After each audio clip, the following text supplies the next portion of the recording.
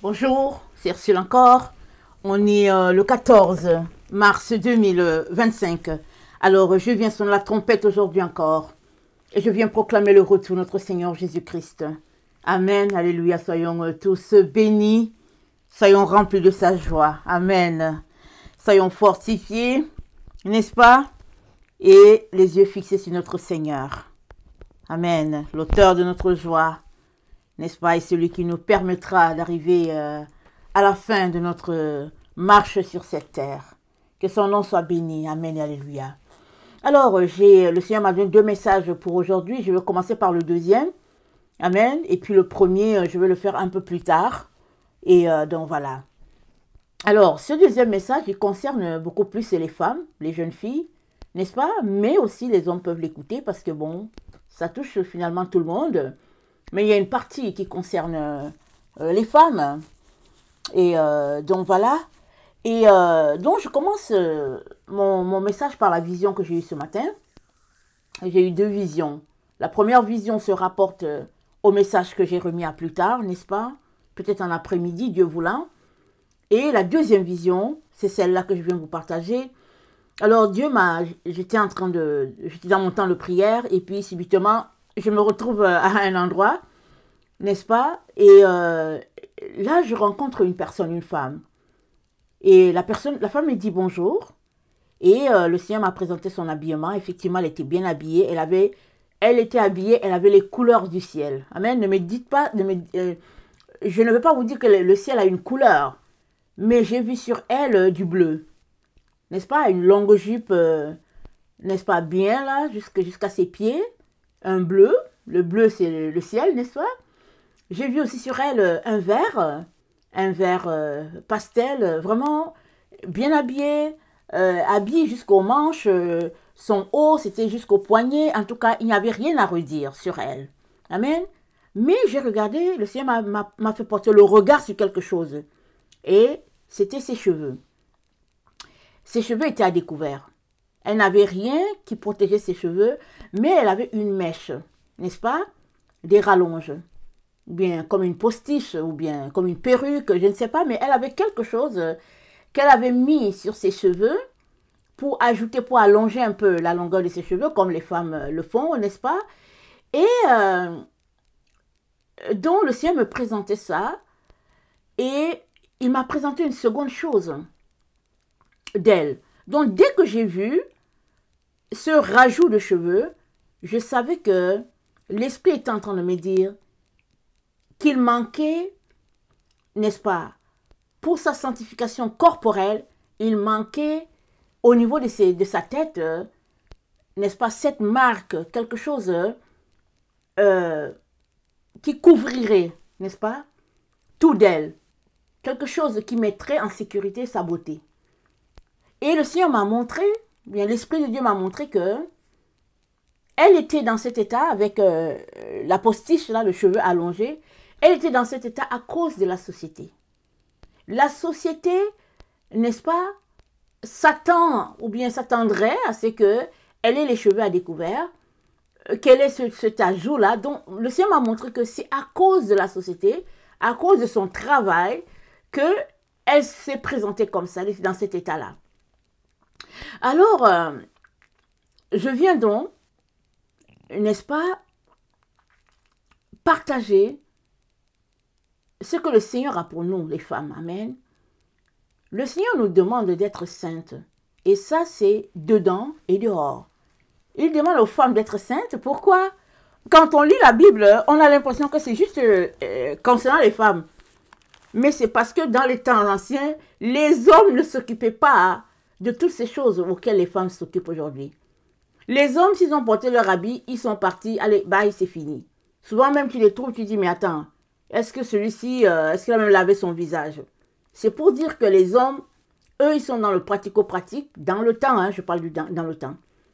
Aujourd'hui, quand on rencontre les hommes, ben, ils sont aussi dans cette séduction, n'est-ce pas, physique, que les femmes, cheveux, et puis tout tas d'argent qui passe sur les cheveux, sur le look physique, hein, et les gens mettent l'accent là-dessus.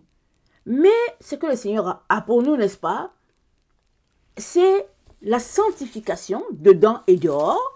Et la sanctification dehors, ce n'est pas le fait de plaire à la société, mais c'est le fait de plaire à notre Dieu. Alors, dans 1 Pierre 3, Pierre dit, « Femmes, soyez de même soumises à vos maris, afin que si quelques-uns n'obéissent point à la parole, ils soient gagnés sans parole par la conduite de leurs femmes, en voyant leur manière de vivre chaste et réservée.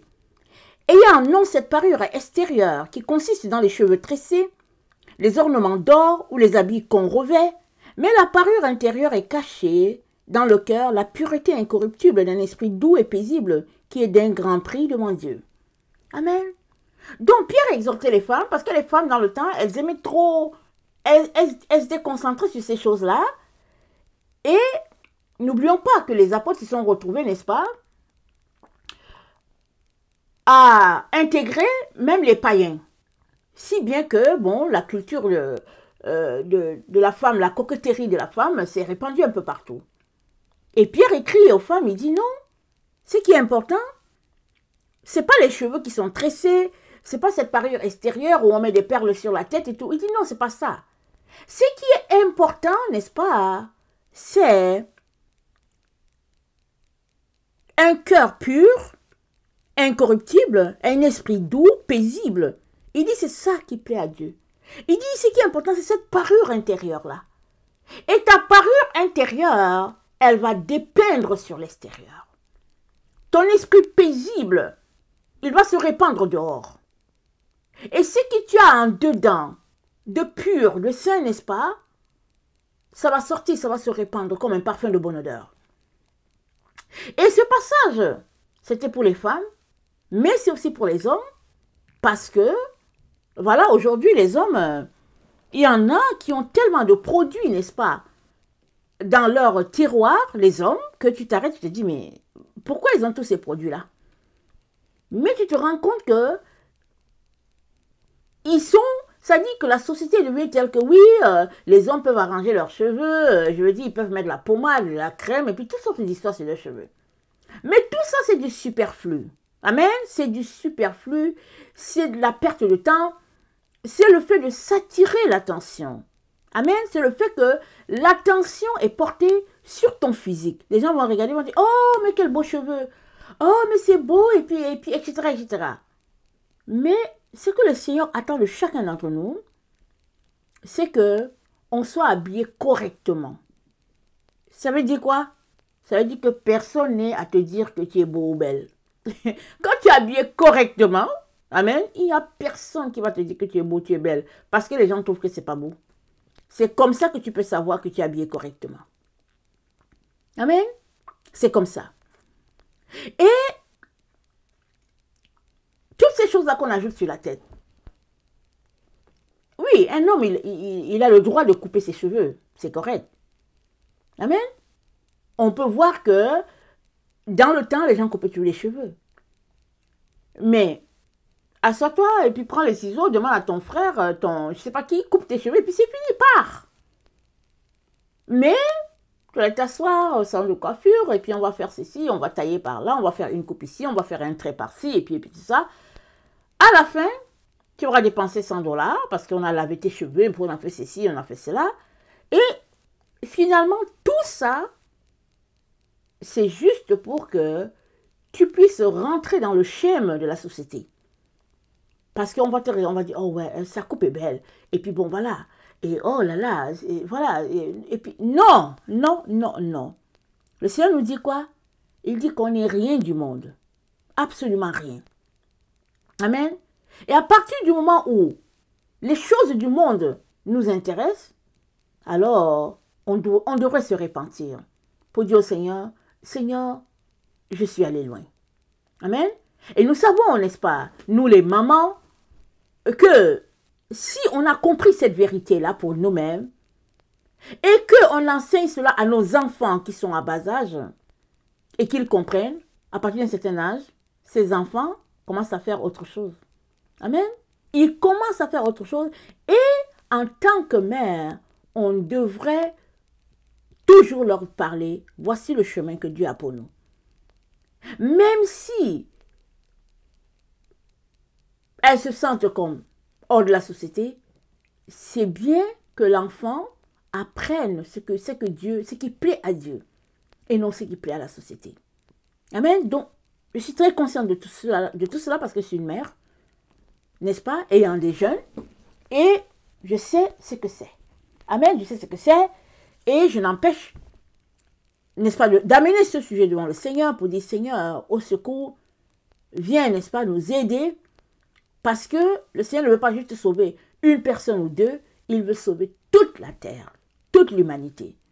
Et le fait de marcher dans les voies du monde, ce serait de dire à Dieu, je ne veux pas tes voies.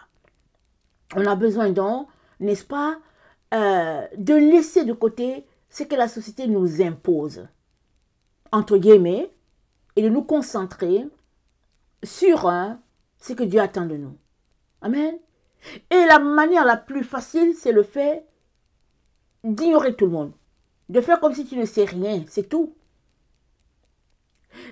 Si tu as un foulard sur la tête, les gens vont trouver ça bizarre que tu aies un foulard. Mais si tu as un chapeau ou bien une tuque, disons-le, si tu as une tuque, ils vont rien dire. Ils vont se dire que c'est pour le froid. Mais si tu as un foulard pour le froid, ils vont trouver ça bizarre. Ils vont te dire, ben, est-ce que c'est à cause d'une religion ou bien est-ce que tu es musulman, est-ce que c'est cela? Pourquoi?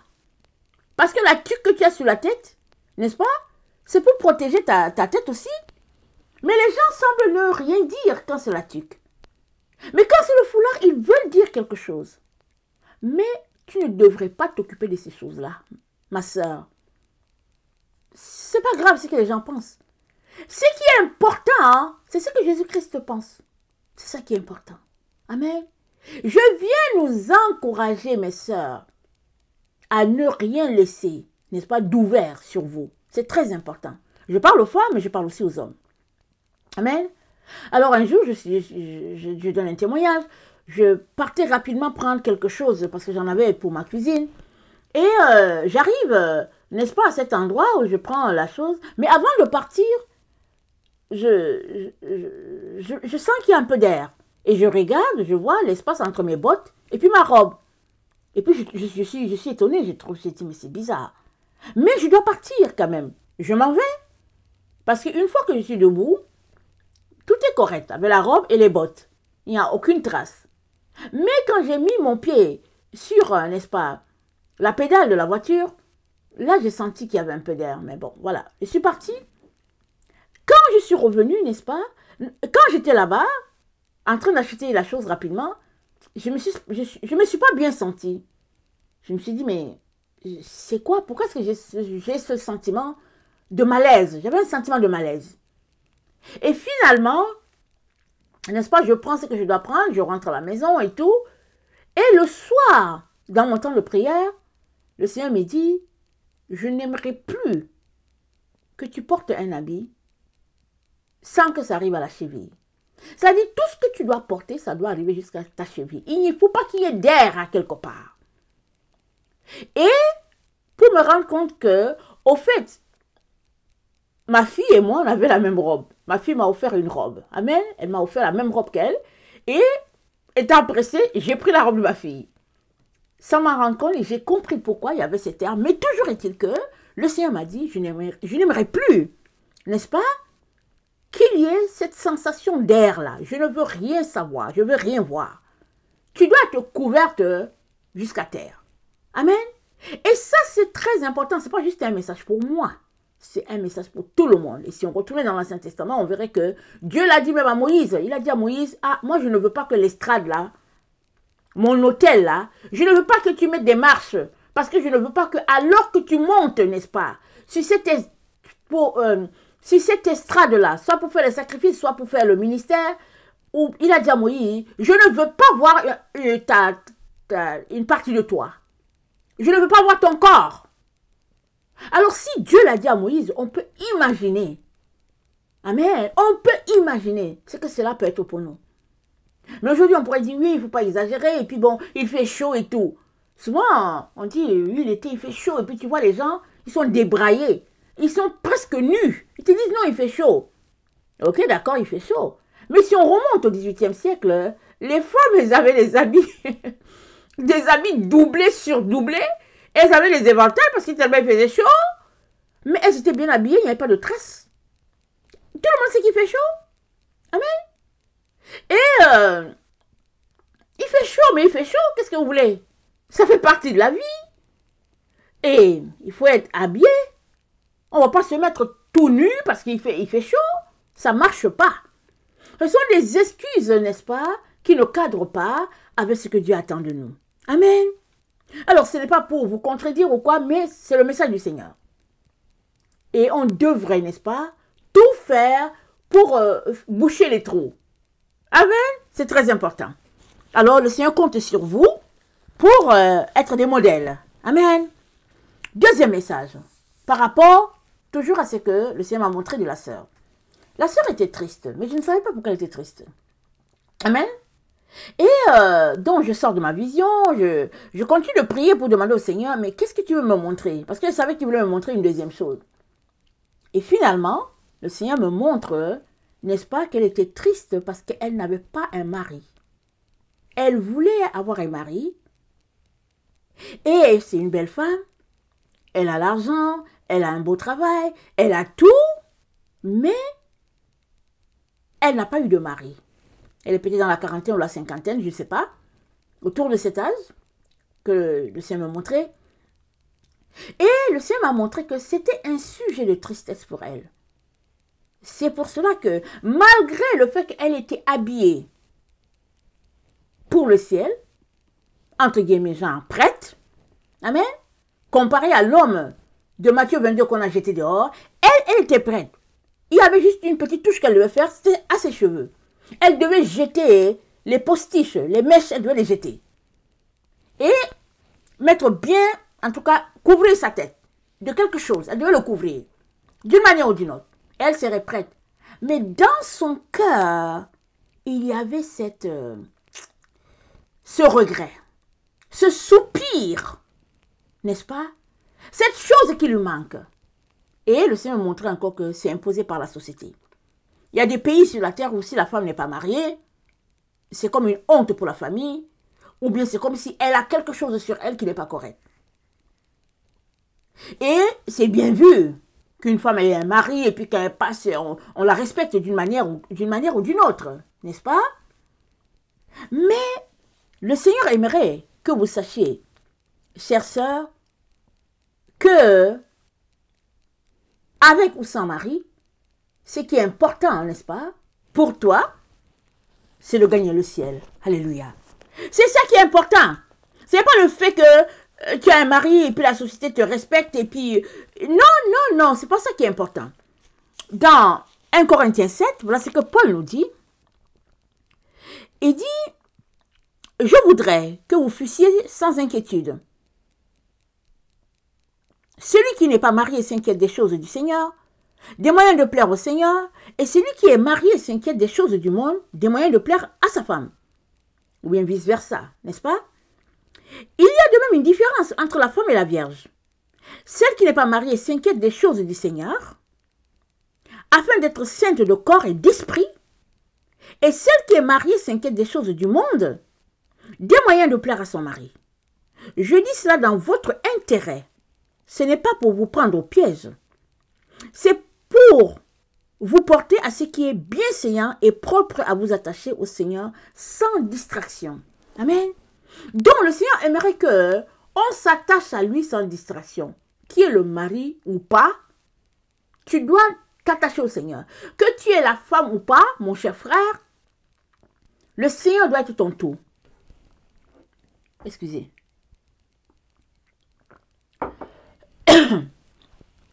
Le Seigneur doit être ton tout. Que le Seigneur soit ta satisfaction. Qu'il soit ta passion. Qu'il soit le seul objet que tu désires. Ça dit, mets tout ce que tu veux dedans. Si c'est la personne que tu aimes, Jésus. Si c'est un objet, Jésus. Tout, mets tout dedans. Jésus-Christ, il est tout et en tout. Parce que la Bible nous dit, dans Colossiens, amen.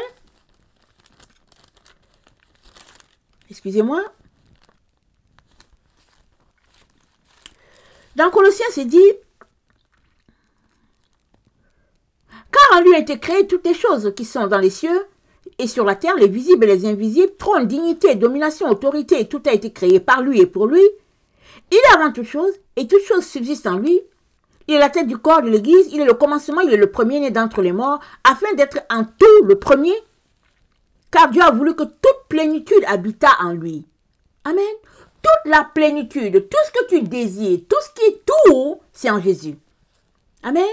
Et au verset 10 de Colossiens 2, c'est dit, vous avez tout pleinement en lui, qui est le chef de toute domination et de toute autorité. Amen. Vous avez tout en lui. Tout est en Jésus. Tu peux dire, ok, mais moi je veux la crème glacée, mais ce n'est pas en Jésus. Mais tout est en Jésus, demande-lui. S'il veut que tu aies la crème glacée, il te dira d'aller prendre. Mais s'il ne veut pas que tu aies la crème glacée, quand bien même tu as l'argent pour acheter la crème glacée, il va te dire, je ne veux pas que tu ailles le prendre. Amen. Je ne veux tout simplement pas que tu ailles prendre cette crème glacée. Parce que on est appelé à nous affectionner des choses qui sont en haut. Et il se pourrait qu'un jour, ils te disent, vas-y, prends la crème glacée. Amen. C'est lui qui décide. C'est lui. On doit s'attendre à lui en toutes choses. Amen. Alors, c'est dit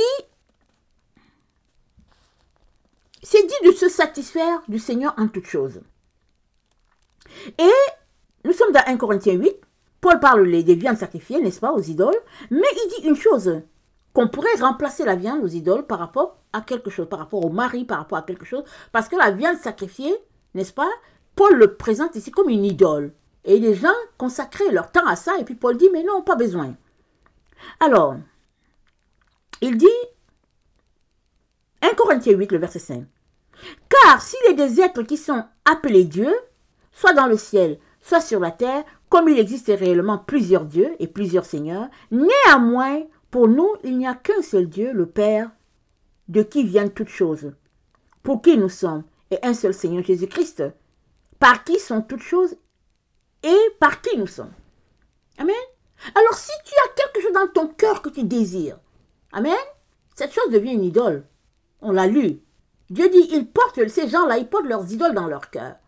Alors le Seigneur me montrait que cette sœur avait une idole dans son cœur, c'était le fait qu'elle n'a pas eu de mari sur cette terre. Mais ma sœur, peut-être que tu es dans la même situation, mais Jésus-Christ est ton mari. Jésus-Christ c'est ton tout. Amen. Voilà ce qui est dit de Jésus. Il est dit, Éphésiens 5, le verset 23, car le mari est le chef de la femme, Christ est le chef de l'Église, qui est son corps, dont il est le sauveur. De même que l'Église est soumise au Christ, les femmes aussi doivent l'être en tout à leur mari, en toutes choses. Mariez aimez vos femmes comme Christ a aimé l'Église et s'est livré lui-même pour elle.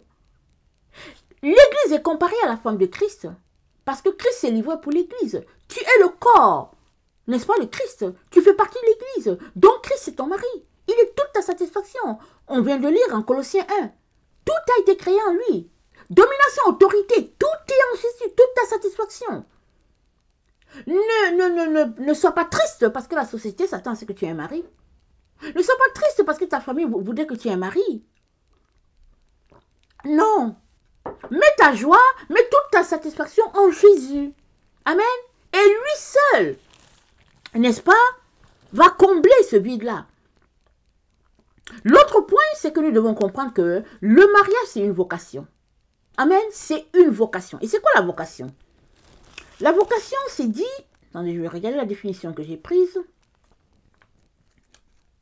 Vocation, destination privilégiée ou naturelle de quelque chose. C'est un appel de Dieu. Ça, j'ai pris ça dans le dictionnaire. En ligne. Alors, le mariage, c'est une vocation. Si Dieu, dans son plan, a prévu que tu sois marié, il va te donner le mari. Amen. Il va te le donner. Mais c'est une vocation, c'est un appel. Tu dois te comporter correctement, malgré tout ce que tu peux subir dedans. Et il y a certaines personnes, Dieu te connaît, il sait comment il t'a créé, il sait que s'il te met dans le mariage, là, c'est fini. Il y a des gens qui sont mariés et puis qui ont tourné le dos à Jésus. Ils marchaient avec Jésus, mais à cause du mariage, ils ont dit Jésus, bye bye. Amen. Mais le mariage, c'est une vocation. C'est ça que tu dois comprendre. Le fait d'avoir les enfants et les éduquer, c'est une vocation. S'il vous plaît. Voilà pourquoi il y a des femmes qui se marient. À un moment donné, elles s'en vont prendre des méthodes contraceptives pour aggraver leur situation. Et après cela, quand les enfants sont là, elles ne sont même pas capables de s'en occuper. Parce que tellement, elles ne sont pas capables. Mais elles se sont mises dans le mariage parce qu'elles ont été prises dans la séduction. Peut-être que le gars qu'ils appellent mari est beau de face, peut-être qu'il a l'argent, pour X raisons, on ne va pas entrer dedans. Et finalement, une fois dedans, elles se rendent compte que tiens, elles ont fait une erreur. Et la Bible dit, il ne faudrait pas divorcer. Et puis, elles s'en vont, elles disent non, bye. Et leur situation, n'est-ce pas, devient tout simplement catastrophique parce qu'ils disent que non, j'ai cru en Jésus, et puis je me suis mariée, voilà comment Jésus a fait, et puis bon, voilà, il m'a abandonné. Mais non, c'est pas ça. La Bible dit, si l'infidèle se sépare, qu'il se sépare. Toi, tu n'as rien à voir. C'est-à-dire que tu n'as rien à voir avec les procédures de séparation de quoi? Tu n'as rien à voir dedans. Alors, si maintenant tu te maries et que tu ne sais pas que c'est une vocation et que tu ne réussis pas à accomplir ta vocation devant Dieu, alors il y a problème. Amen. Il y a problème. Alors, je me rappelle, je vais donner un bref témoignage, n'est-ce pas, pour moi. J'étais jeune fille et puis... pour X raisons, j'avais tout simplement la conviction que je n'allais pas me marier. J'aimais tellement Jésus, j'étais tellement amoureuse de Jésus que j'ai dit, moi, je ne sais même pas ce que je fais avec un homme. Et puis, vraiment, c'était bien, tout était bien jusqu'au jour où Jésus m'a dit, il veut que je me marie. Mais j'ai dit, mais non, Seigneur, c'est quoi? Est-ce que tu ne veux plus de moi? Mais j'étais découragée, déprimée, tout ce qu'on pouvait imaginer. Je n'arrivais pas à croire que Jésus voulait que je me marie. Pourtant, j'aimais mon Jésus. Je l'aimais tellement. Mais je ne savais pas pourquoi il voulait que je me marie. Amen. Et j'ai fait des jeûnes, des prières et tout. J'avais toute la conviction que c'est ça que Dieu voulait que je me marie. Et puis, quand Dieu te dit qu'il veut que tu te maries, il va te montrer la personne. Et puis, Dieu m'a montré la personne. Et donc, je jeûnais, je priais, je jeûnais, je priais. Alors, un jour, il utilise deux personnes. Amen. Qui me donnent des paroles de lui. Une personne, elle fait un appel lointain, de loin. Une autre personne aussi me dit, voilà ce que j'ai vu et tout. Et ça a confirmé le message du Seigneur pour moi. Amen. Alors, je me marie.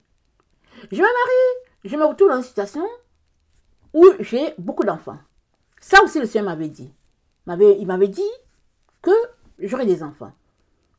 Mais une fois dedans, chaque fois qu'il y avait des problèmes, n'est-ce pas, j'allais toujours devant le Seigneur.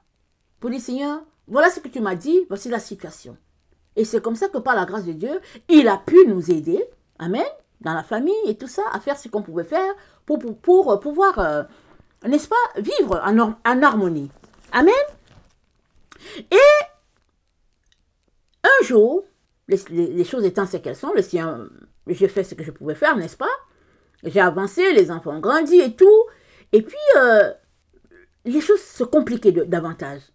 Et je sentais que le Seigneur m'appelait à enseigner. Amen. Mais je ne savais pas comment faire. Mais je savais qu'il m'appelait, n'est-ce pas? À prêcher la parole, à enseigner. C'était barré partout. Partout où je passais, il y avait un blocus, il y avait un barrage. Alors, finalement, c'est une autre personne qui m'appelle. De la part du Seigneur, elle dit, écoute, le Seigneur m'a donné un rêve te concernant. Et je viens te parler. Je t'ai vu, toi tu es allé t'asseoir, tu étais, je ne sais pas dans quel pensionnat, et puis tu as laissé ton mari avec les enfants. Tu étais bien dans ton pensionnat là-bas, et puis le mari était avec les enfants. Alors, j'ai très bien compris le message. Le Seigneur était en train de me dire, Ursule, je t'ai appelé à prêcher la parole, mais je ne t'ai pas appelé à abandonner tes enfants ou bien ta famille. Donc, concentre-toi, même si la situation est difficile, comment, continue de prier. Je vais te montrer comment faire. Parce que c'était dans une situation où je me disais, il n'y a pas moyen que je puisse prêcher la parole. Est-ce que tout ce qui me reste, est-ce que je devrais aller dans une école biblique? C'est-à-dire, c'est toutes ces questions-là que je me posais. Donc, c'est tout ça, c'est ce que cette sœur-là a vu. Elle dit, non, mais tu étais là, et puis, vraiment, en train d'étudier la parole, mais le mari et puis les enfants étaient de l'autre côté. Ils étaient restés à la maison. Donc, j'ai compris que le Seigneur voulait que, peu importe l'endroit, il faut qu'on soit ensemble. Amen. Alors, ce que j'ai fait, j'ai compris que, mon école biblique, c'est dans ma maison. C'est comme ça que j'ai compris. J'ai dit, ok Jésus, j'ai très bien compris. Tu ne me veux pas quelque part, donc aide-moi à lire ma Bible. Compliqué de compliqué, n'est-ce pas? Une mère avec 8 enfants, n'est-ce pas? Avec un mari, 8 enfants, c'est beaucoup de travail. Alors, j'ai trouvé ma solution. Pendant que tout le monde dort, je me lève la nuit pour lire ma Bible et puis pour être avec mon Jésus. Amen. C'est ça que j'avais trouvé. Et mon mari, plusieurs fois, s'est réveillé et me dit, mais Ursule, dors un peu. Parce que quand je me suis couchée, tu étais à cette position.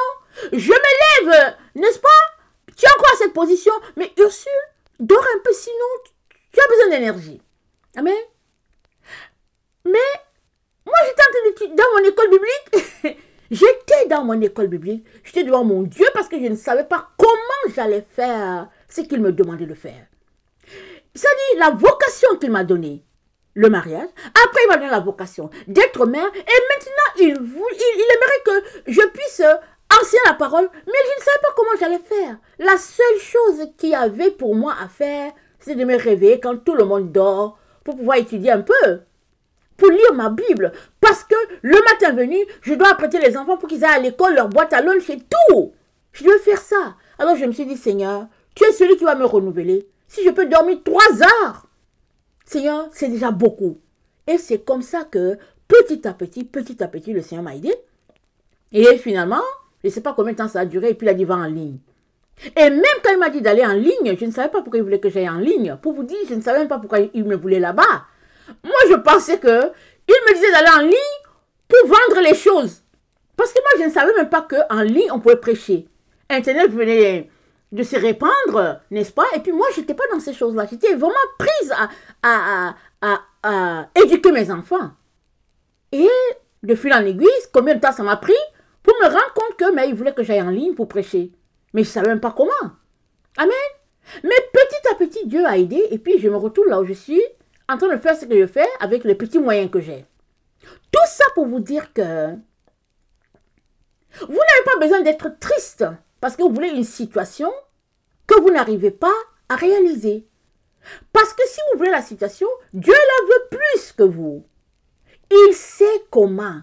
C'est lui qui t'a dit, fais ceci, marie-toi, alors marie-toi. Lui, il sait comment il va t'aider. Il t'a dit, ne te marie pas. Oh non, ne te marie pas. Reste là, il va te dire comment faire. Mais ne va pas dans une direction à cause de la société, à cause de la famille, parce que les gens vont se moquer de toi, parce que tu es mal vu, et puis tu te sens diminué. Non et non et non. Que Jésus-Christ soit ton tout et ton tout. Amen. Qu'il soit ton tout.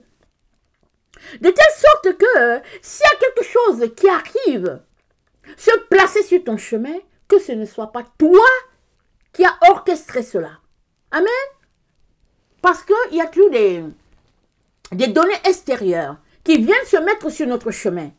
Mais cela ne devrait pas t'empêcher d'être joyeux et de répandre la parole de Dieu. Amen. Cela ne devrait pas t'empêcher d'accomplir ta vocation, ton appel, ta destinée. Tu devrais continuer, peu importe ce qui se dresse sur ton chemin. Et si tu dois sauter, comme on saute une clôture de haie, Dieu va te donner de sauter l'obstacle. Amen. Parce que c'est lui qui t'a mis dans cette situation. Alléluia. Amen. Alors, il y a une femme, on en a parlé dernièrement, on la connaît bien, Anne, la maman Samuel, elle avait un problème. Alors, est-ce que c'était la première femme? Toujours est-il qu'elle était stérile, son mari avait une autre. Celle-là faisait des enfants, Pénina, et puis Elkana, son mari, il aimait beaucoup Anne. Il lui donnait double portion. Mais la portion qu'il donnait à Anne, ce n'était pas un enfant, parce que Anne, elle voulait un enfant, elle voulait un fruit. Et puis Elkana, jouant avec elle, lui dit que, mais est-ce que je ne vaux pas pourtant plus que 10 fils? Il lui disait cela. Mais qu'est-ce que Elkana, son mari, était-il en train de lui dire? Il était en train de lui dire, Anne, prends-moi comme tes enfants. Prends-moi et puis rêve que tu as 10 enfants. Amen. C'est ça qu'il était en train de dire à Anne. Anne, c'est pas grave, tu n'as pas d'enfants, c'est pas grave. Mais rêve que tu as 10 enfants, que moi je vaux 10 enfants. Amen. Ça, c'est de l'illusion. Anne a refusé de rêver qu'elle avait 10 enfants. Elle a décidé d'amener son problème devant Dieu. Au début, elle pleurait parce que Pénina se moquait d'elle, et puis Elkanah jouait avec elle, et puis ben voilà la situation. Elle était dans ses émotions, mais un jour, elle a décidé que non, ça suffit. Elle est allée pleurer là-bas, devant Dieu. Même le sacrificateur Élie n'a pas su pourquoi elle pleurait. Et elle a fait une promesse à Dieu. Si tu me donnes un enfant, voilà ce que je vais en faire, et puis il sera ton serviteur. Je ne le veux pas pour moi, Père, je le veux pour toi. C'est tout ce qu'il fallait à Dieu. Dieu a dit enfin, elle a compris. Amen. Et Dieu a donné à Anne Samuel, qui est devenu un prophète, un grand prophète en Israël, qui a vraiment fait la différence avec les autres prophètes qui étaient là, avec le sacrificateur Élie, excusez-moi. Avec le sacrificateur Élie, dont les enfants étaient un peu désordonnés. Alors, tout cela pour dire que tout ce que Dieu t'appelle à faire, ça rentre dans la vocation. Si Dieu t'a appelé à te marier, ma soeur, mon frère, marie-toi. S'il ne t'a pas appelé aussi, ne te fatigue pas avec ce sujet pour en faire un fardeau. Amen. N'en fais pas un fardeau. C'est dit que si l'infidèle se sépare, qu'il se sépare. Si l'infidèle, celui qui a Jésus, veut pleurer, laisse-le pleurer. Toi, réjouis-toi du fait que tu es comme ça. Et va devant ton Dieu pour lui dire, Père, je suis dans cet état, comment est-ce que tu veux me conduire? Aide-moi. Il va t'aider. Peut-être que tu es seul pour te comporter comme Mère Teresa a fait. Peut-être que tu es seul parce que Dieu a beaucoup d'enfants qu'il va te donner, on ne sait pas. Alors, Dieu sait pourquoi tu es dans cet état, va devant lui. Peut-être va-t-il dire, enfin tu as compris, maintenant je vais te donner un mari. Qu'est-ce que tu en sais? Peut-être aussi, il t'a créé et puis il n'y a pas de mari pour toi. Qu'est-ce que tu en sais? Je vais finir avec cette histoire pour t'encourager. J'ai entendu un homme qui a donné son témoignage. Il aimait le Seigneur, et puis bon, voilà, le Seigneur lui parlait souvent et tout. Et puis, il est allé se fiancer, et puis ils ont fixé la date de mariage. Tout a été fixé, les deux familles étaient en accord et tout. Et la date du mariage approche. À quelques jours du mariage, le Seigneur dit, ok, tu te maries, d'accord, mais je ne veux pas qu'il y ait un contact physique entre ta femme et toi. Je te veux chaste jusqu'à ce qu'il vienne te trouver. Ah, l'homme l'a dit, Jésus. Il dit à Jésus, ah. Jésus dit, oui, c'est ça. Tu te maries, d'accord, mais je te veux chaste jusqu'à ce qu'il vienne. Alors, étant dans cette situation, il saisit sa fiancée. Il lui dit, voilà ce que j'ai entendu du Seigneur. Et puis, je ne veux pas te garder. Amen. Je ne veux pas te garder comme une esclave, comme une prisonnière. Je veux que toi-même tu décides. Parce que voilà, c'est déjà fait, c'est publié et tout, mais voilà ce que le Seigneur me dit. Et puis, je vais obéir au Seigneur. Et la fiancée a dit, je vais obéir avec toi. Et je ne sais pas depuis combien de temps ils sont mariés, peut-être ça fait 30 ans qu'ils sont mariés. Ils n'ont pas d'enfants, ils servent le Seigneur, et puis ils ont beaucoup d'enfants spirituels qu'ils amènent au Seigneur. Une vocation. Et ils s'aiment comme au premier jour. Et tu les vois, tu te dis, vraiment ils sont là, remplis de la joie du Seigneur, mais les choses, n'est-ce pas, du monde, n'est-ce pas, ne les ont pas affectés au point où ils étaient aigris pour dire, Seigneur, pourquoi est-ce que tu nous as donné de nous marier, et puis voilà, et puis on ne peut pas faire les choses que les gens de la terre font. Non. Le Seigneur lui a dit, il a obéi. Tout ça pour dire que c'est Jésus-Christ ta joie. C'est Jésus-Christ ton tout. Il est tout et tout pour toi. Qu'il y ait le mari ou pas, qu'il y ait la femme ou pas, qu'il y ait les enfants ou pas, le boulot ou pas, la carrière ou pas, la belle maison ou pas, qu'est-ce que ça change? Jésus est avec toi. Alléluia, amen. C'est le plus important. Amen. C'est le plus important. Donc, j'aimerais nous encourager, mes chers frères, mes chères sœurs, à ne pas placer quelque chose entre Jésus-Christ et nous. Que ce ne soit pas les postiches, que ce ne soit pas les cheveux curlés et puis je sais pas quoi, que ce ne soit pas les produits sur notre peau en disant que oh, je suis trop noir et puis je vais m'éclaircir, que ce ne soit pas, je sais pas quoi, des vêtements et puis on ne peut pas citer tout ce qui pourrait venir se placer entre Dieu et nous. On ne peut pas les citer, il y en a trop. Mais si tu veux aller loin, ma soeur, si tu veux aller loin, mon frère, si tu veux toucher à ta vocation, à ta destinée, il est très très important que tu prennes le temps avec le Seigneur et que survienne sur ton chemin une situation désagréable. Continue de louer le Seigneur. Tu n'as pas voulu la situation. La situation est venue. Alors, qu'est-ce que tu devais faire? Tu vas pas passer ton temps à faire des pirouettes pour dire que, ok, voilà ce qui m'arrive, et puis voilà ce qui m'arrive. Mais non. Ça t'arrive, ok, c'est dommage. Laisse ça au pied de la croix pour dire, Seigneur, tu sais pourquoi c'est comme ça.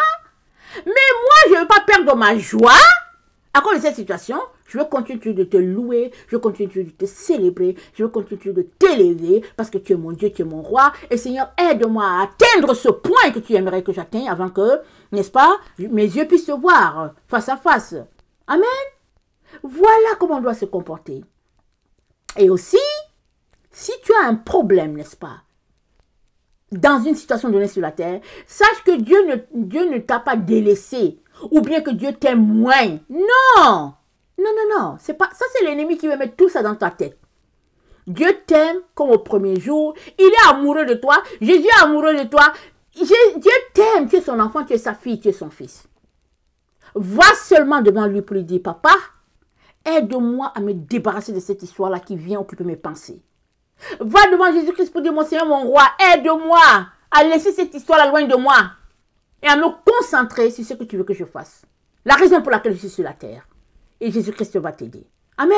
Que le Seigneur bénisse sa parole, soit et que sa joie soit notre force. Amen et alléluia. Serons tous bénis. Amen et amen.